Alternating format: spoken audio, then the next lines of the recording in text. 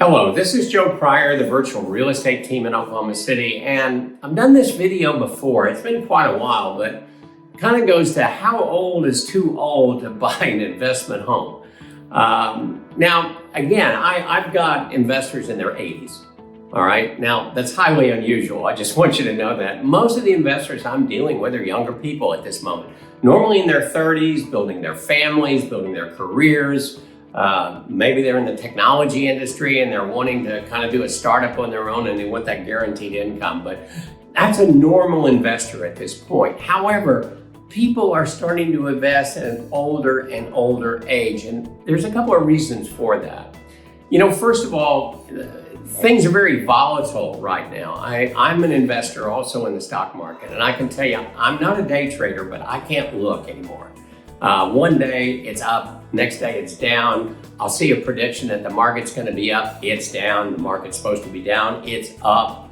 But the thing is that we live normal lives, hopefully, and we have our families, we have our careers, we have our recreation, and we want something that's just a little bit safer and a little bit more predictable. And so, you know, a lot of investments are going into blue chip stocks right now that pay a lot of dividends, not necessarily growth stocks or technology stocks. So, you know, we're seeing a more conservative approach at this moment as we're going forward with this inflationary period that we're in. But if you want about the most predictable investment that you can make, it's in real estate. You know, when I've been doing this, now 33 years, and I've really started dealing a lot with out-of-state investors about 17 years ago. And many of those investors still hold the homes they have today because they're still returning. Think about something that you keep your money in for 17 years or more. It's hard to find. You know, you're going to get into some stocks and you're going to sell them stocks. But the reason why people stay in real estate is consistency. Consistency on the return on investment. And also the ability to say, this is bricks and mortar. I mean, I can actually see this right here. I can touch it. And the fact that there's so many ways that we can evaluate what the value of that property is at any given moment. And so right now it's very, very attractive. And unfortunately, most Americans don't really start thinking about in retirement, for instance, until they're in their 50s. Those 30-year-olds are buying homes because they want to pay for their children's college education with the real estate that they have.